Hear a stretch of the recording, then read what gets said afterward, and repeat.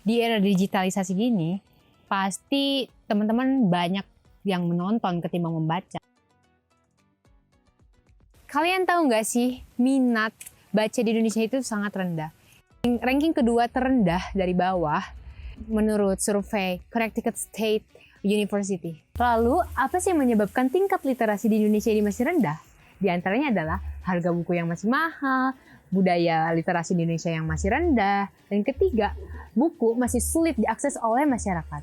Ya, begitulah sekiranya penyebab literasi di Indonesia masih rendah. Nah, sekarang saya akan mengajak kalian semua di konten lintas.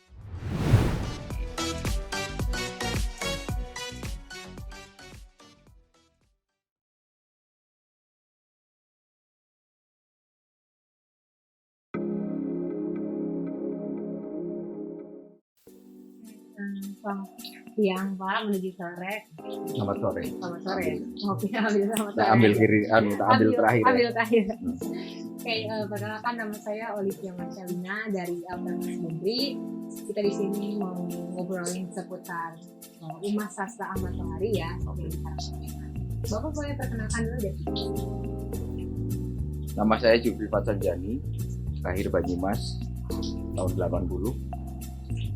Kebetulan saat ini menjadi pengelola Umas Sastra Ahmad Tohari atau yang lebih dikenal dengan USAT yang berada di Agro Karangpenginyongan, Dusun Manggala, Desa Karangtengah, Kecamatan Cilongok, Kabupaten Banyumas. Oh. Kalau boleh tahu kita ngobrol sangat santai aja ya Pak di sini. Kita diskusi bareng-bareng. Nah, mungkin saya juga menarik nih, ada Umas Sastra atau tempat diskusi dan sastra ya di daerah lahir. Kalau ngomongin sejarah berdirinya Umas Sastra ini kayak gimana ya Pak? Sejak kapan? Jadi relasi berdirinya Umas Sastra itu diawali dari pertemanan ownernya Agro Karangpenginyongan, Pak Lim, yang dia berkarib dengan Pak Ahmad Tohari, salah satu budayawan internasional ya, karena sastra dia memang sudah mendunia, dan kebetulan Ahmad Tohari itu memang anak Banyumas asli atau orang Banyumas asli. Nah, wujud dari pertemanan itu dia realisasikan karena adanya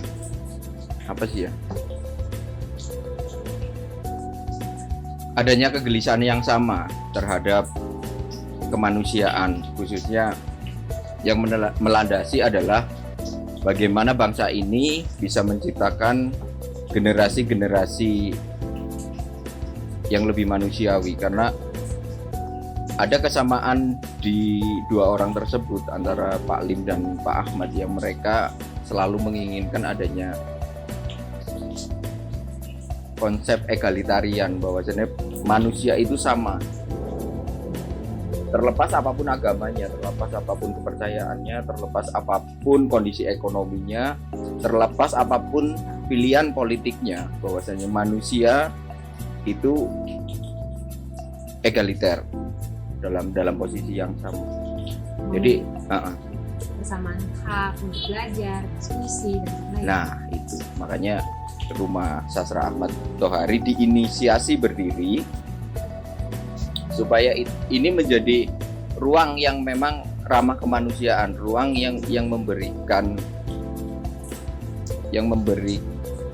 nilai-nilai kemanusiaan tanpa tendensi apapun, ataupun selama dia masih berwujud manusia baik buruk dan sebagainya, bahwasanya inilah ruang untuk kemanusiaan itu bertumbuh. Kenapa pendekatannya sastra? Kenapa sastra? Karena selama ini dulu di era-era revolusi agraria pertama, revolusi industri dan sebagainya, yang menjadi penggerak adalah karya sastra. Movementnya masyarakat baik di Eropa maupun di sini itu awalnya digerakkan oleh karya sastra yang membumi. Akhirnya ada pergerakan, ada kesadaran. Bahkan Aufklärung, zaman pencerahan pun diawali dari buminya sastra. Makanya Rumah Sastra diharapkan mampu menghembuskan nilai kemanusiaan itu kembali bahwasannya manusia itu sama sederajat. Ya seperti itulah awal. Berarti kalau yang saya tangkap ya sebenarnya berdirinya USAT ini ya, singkatannya USAT, benar-benar karena ingin mewujudkan nilai sosialnya. Ya. Terus berkembang mungkin ya. Akhirnya Rumah Sastra lahir di 15 Januari 2019. Berdiri Rumah Sastra sekarang sudah hampir 2 tahun lebih. Akhirnya ada beberapa nilai selain ruh dasar egalitarian itu. Rumah Sastra ingin menjadi awalnya kita dengan teman-teman yang bergelut di sastra berkeinginan Rumah Sastra ini suatu saat bisa menjadi pusat studi sastra di Banyumas. Terus Rumah Sastra juga ingin ikut ambil bagian menjadi upaya membuminya budaya literasi bagi kalangan muda, karena hari ini membaca sudah menjadi barang langka ya, karena beberapa kali atau setiap kali ada session, baik mau tingkat pendidikannya apa, ketika ditanya dalam 1 tahun kalian membaca berapa buku, dan rata-rata mereka menjawab yang umum dalam artian bukan mereka sebagai pembaca, itu rata-rata mereka tidak baca sama sekali. Nah itulah yang menjadi kegelisahan kenapa kita terus berupaya, Rumah Sastra terus berupaya mengadakan inisiasi dan apresiasinya, walaupun nyampe hari ini harapan-harapan besar itu juga tidak hanya bisa dilakukan perseorangan atau bahkan hanya menjadi tanggung jawab Rumah Sastra. Rumah Sastra didirikan sebagai momentum membagi kegelisahan yang sama, bahwasanya budaya literasi itu penting. Nanti kamu tanya lagi supaya saya bisa jawab nanti. Oke. Kita ada sesi yang lain. Oke. Terus kalau ngomong, apakah di USAT ini hanya untuk tempat untuk mengajak berliterasi, atau bahkan kita bisa melakukan hal ini secara komunal? Sebenarnya beberapa kali akhirnya lahir sebuah gelaran di Rumah Sastra Ahmad Tohari yang melibatkan banyak komunitas, termasuk komunitas seni lain, musik, seni rupa dan sebagainya.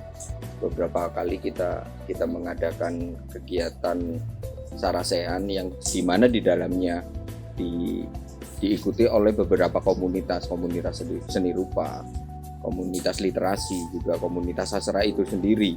Bahkan mereka yang datang ke sini juga dari luar kota Banyumas untuk memberikan apresiasi. Dan Rumah Sastra beberapa kali telah melahirkan apresiasi sastra melalui lomba puisi nasional tingkat SMP dan SMA.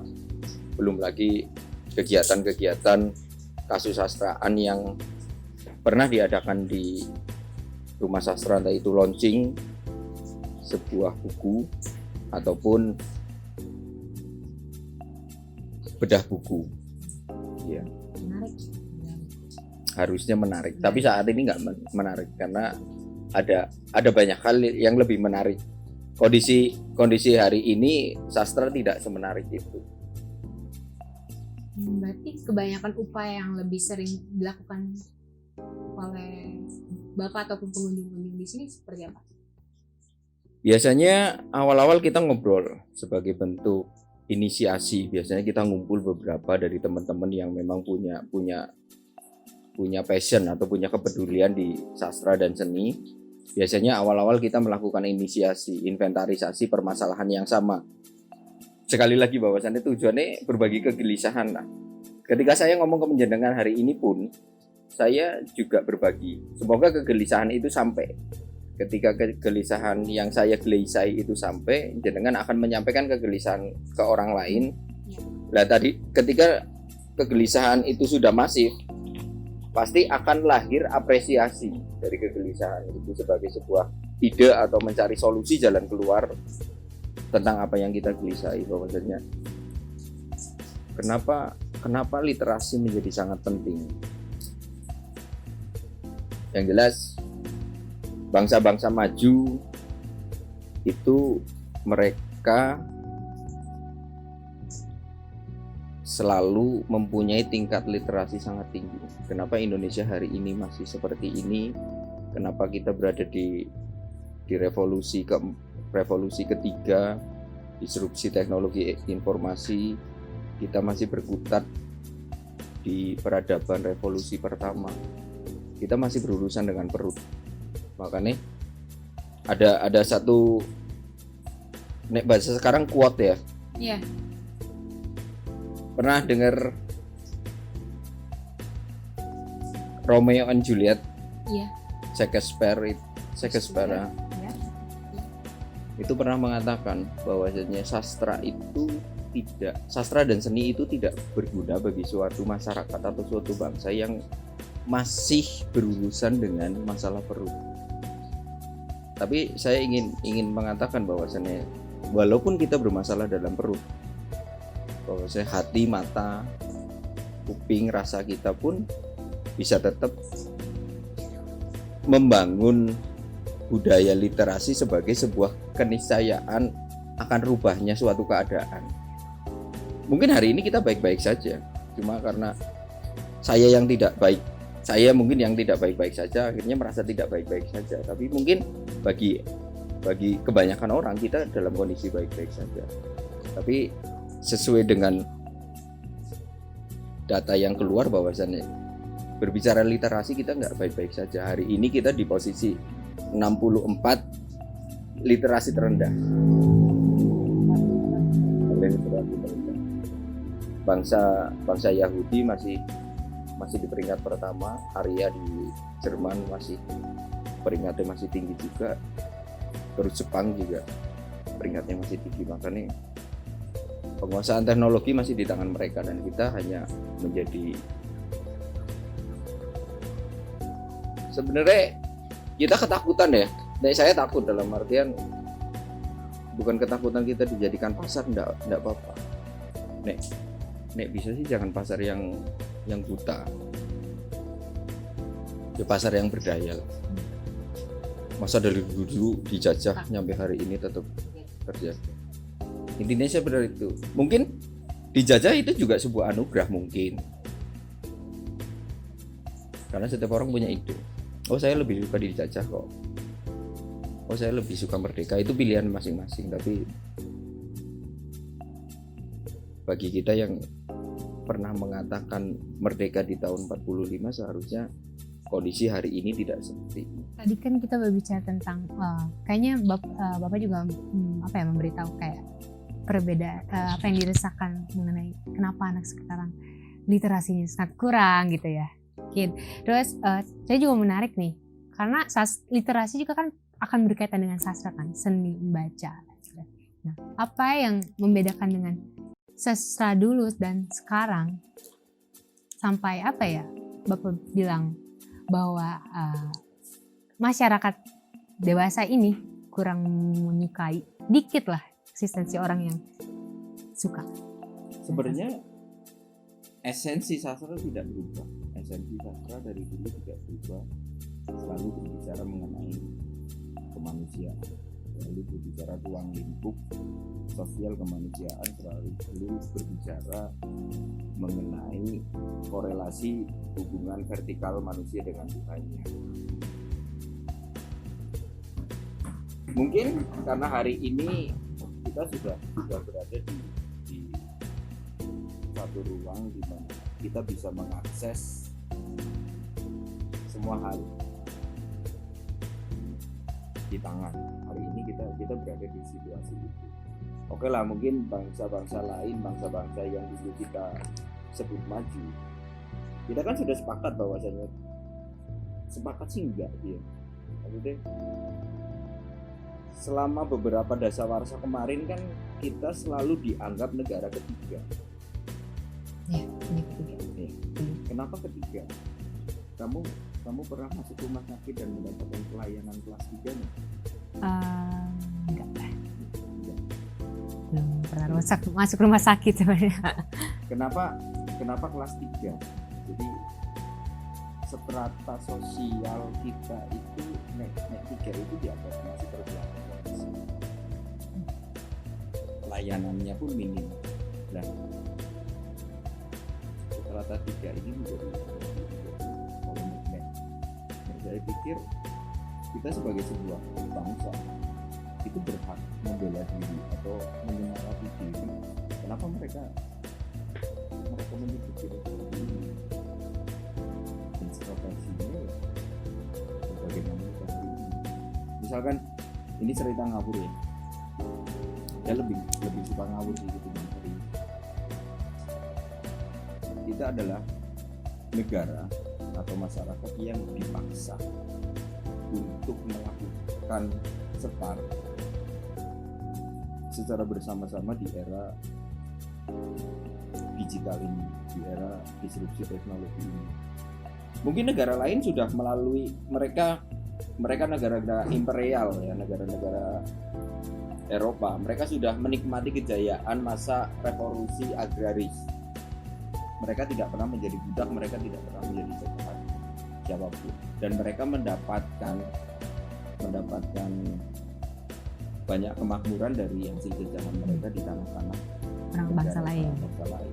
Terus era revolusi teknologi informasi, revolusi industri, mereka mendapatkan kemakmuran dari industri, sedangkan kita masih pasar. Dulu saya sempat berpikir di era 2000 pasca reformasi 2000-2010, bagaimana benar-benar kita kehilangan esensi. Mungkin Mbak Olive pernah dengar atau pernah mengalami bahwasanya kamu lebih dikenal dari apa yang kamu miliki ketimbang dirimu. Misalkan Mbak Olive itu siapa ya? Oh itu loh Mbak Olive yang mempunyai kendaraan A misalkan. Itu pernah terjadi. Hari ini pun masih terjadi. Bahwasanya esensi kemanusiaan kita diparadoksialkan dengan apa yang melekat. Lah, kendaraan dan sebagainya yang bersifat material itu kan lahir dari kejayaan revolusi industri. Dan kita masih terjajah. Sekarang ketika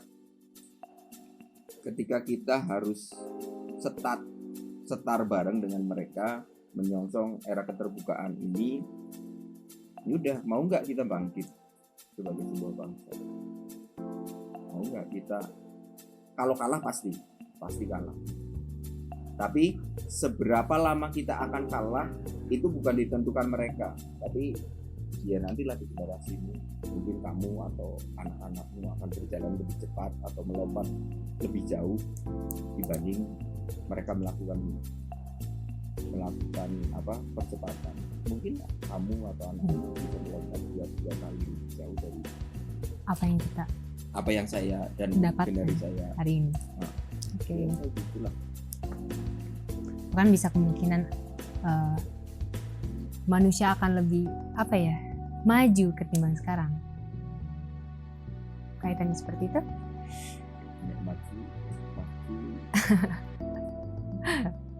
Maju juga bingung ya.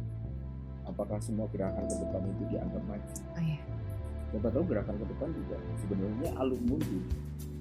Dan mungkin sebagai kita berbicara sebagai sebuah negara, kita punya kesepakatan yang sama, intinya bahwasanya kita menyepakati Undang-Undang Dasar sebagai landasan berkehidupan. Kita punya tata kelola hukum sebagai sebuah negara, yaitulah nanti secara kemanusiaan akhirnya dikembalikan ke personality masing-masing. Mau kamu menjadi anjing, babi atau apa ya, atau menjadi manusia seutuhnya, itu tergantung kita menanggapinya ya. Tapi ketika berada di ruang sosial, ya kita harus sepakat dengan nilai-nilai yang memang sudah kita sepakati bareng. Kalau nggak sepakat, udah bubarkan aja negara itu. Kita bikin negara sendiri-sendiri. Kamu nggak boleh sepakat. Ntar kita hancur, nggak semena-mena. Oke, ini apa ya? Kalau misalkan ngomongin tentang USAT nih, ini kan berdiri ada di Desa Karangtengah ya Pak. Nah, antusiasme masyarakat di sini kan saya yakini juga di Desa Karangtengah ini pasti banyak sekali populasi anak muda seperti saya dan teman-teman. Nah, itu apakah mereka tertarik kah atau bagaimana Pak? Dulu sempat banyak anak-anak kecil sini Ya. Karena dulu saya selalu mendisplay buku di sini. Oke. Terus akhirnya ada anak-anak, dulu sempat banyak sampai malam. Saya kasih ini. Oke, kalau kamu mau baca buku tak kasih password WiFi. Orientasinya mereka mau game. HP ya. Tapi minimal mereka baca buku dulu. Ya. Akhirnya banyak obrolan. Kenapa kamu nggak sekolah?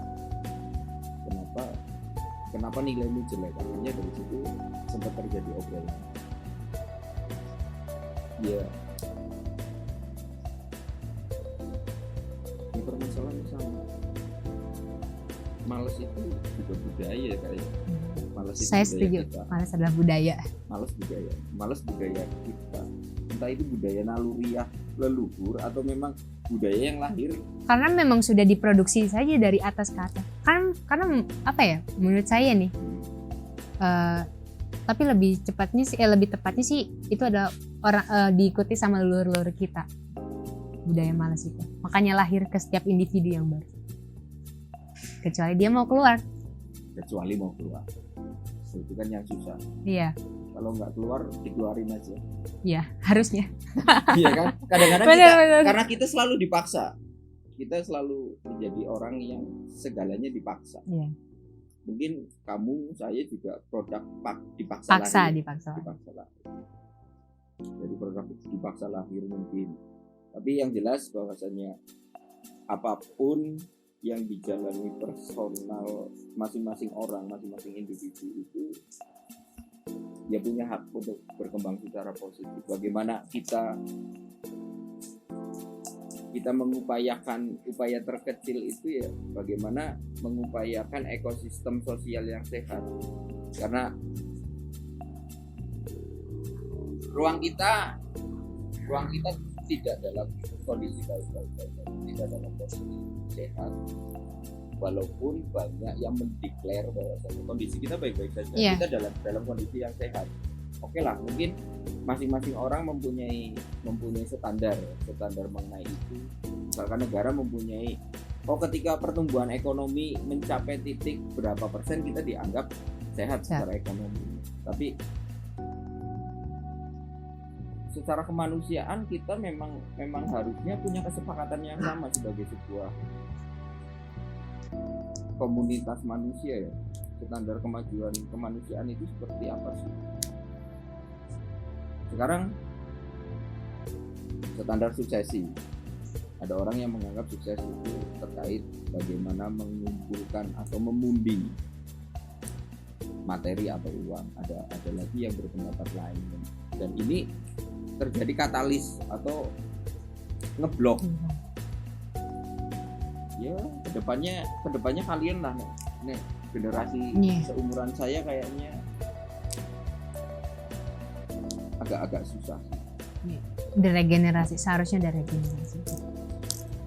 Berarti berbicara tentang pengunjung sekarang semakin sepi. Semakin sepi. Bukan semakin sepi. Kurang seram yang kemarin. Karena memang beberapa bulan terakhir memang Rumah Sastra mencoba evaluasi kehabisan energi juga. Setelah 1 tahun kemarin kita mencoba melakukan banyak hal terkait bagaimana gaung sastra, gaung USAT sebagai ruang inisiasi dan apresiasi itu juga karena saya sendiri untuk mengelola USAT itu saya sendiri juga akhirnya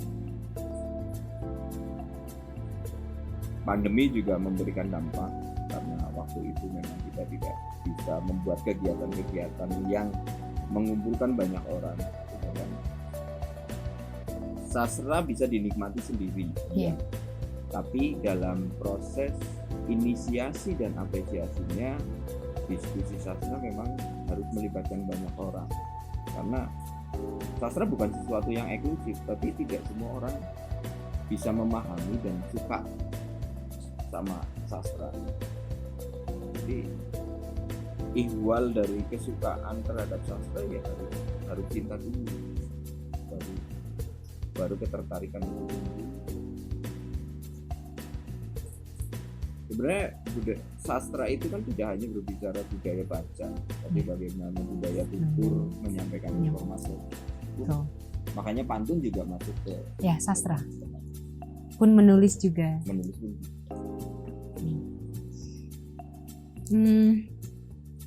Kalau tadi kita bicara tentang pengunjung ya. Kalau misalkan saya menarik sih Pak, soalnya ini baru pertama kali datang ke sini dan tempatnya saya sangat nggak nyangka di atas, ini ya atas ya, ada tempat terpencil dan maksudnya saya bukan terpencil juga sih, lumayan jauh dari jalan raya, terus ada tempat ruang diskusi kayak gini. Itu alasan mengambil, kayaknya saya anggap ini tema alam ya, membaca buku, berdiskusi sastra dan juga tema alam ini tujuannya seperti apa sih Pak?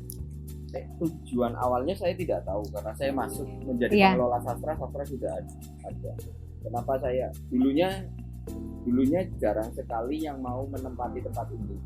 Gitu. Kenapa akhirnya ketika tawaran dari Pak Ahmad Tohari, bahasa Jawanya kono sastra di open, maksudnya silahkan sastra dihidupi.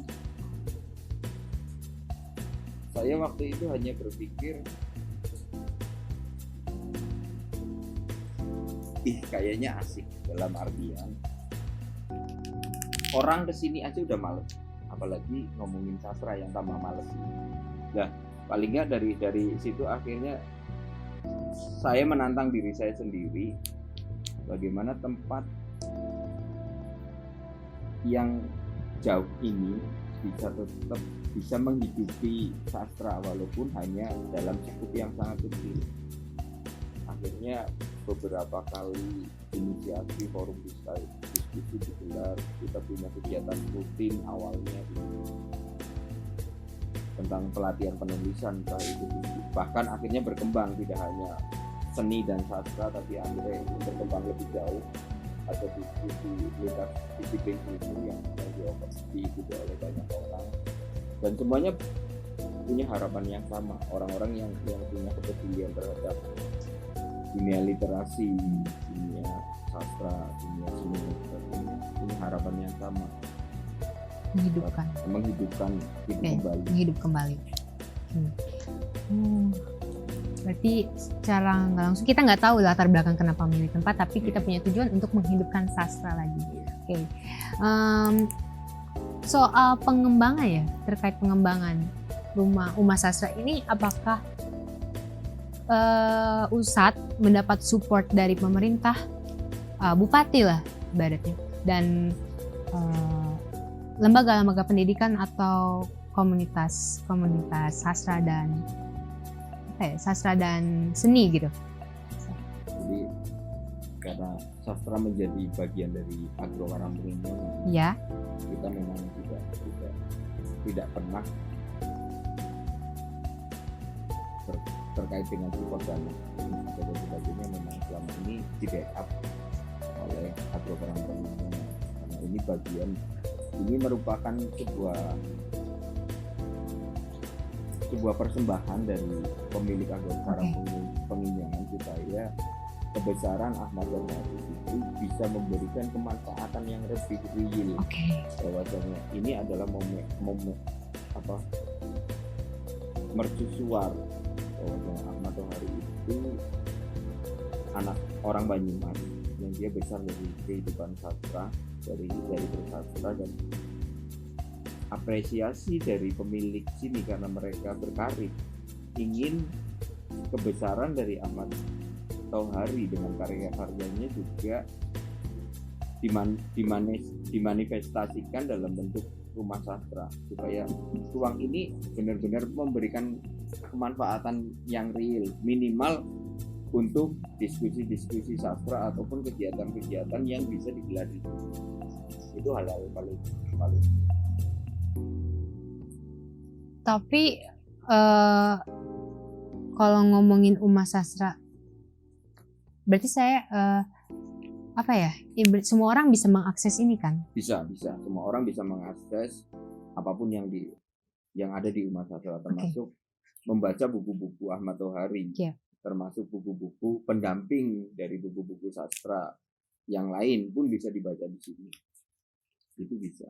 Bahkan ketika toh memang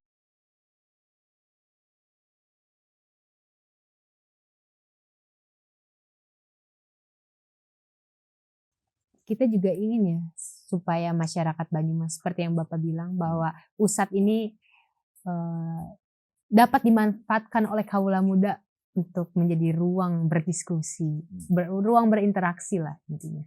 Nah, siapa tahu yang dibagi itu juga mempunyai sensitivitas kegelisahan yang sama. Dibilang penting, sastra penting nggak sih? Nggak.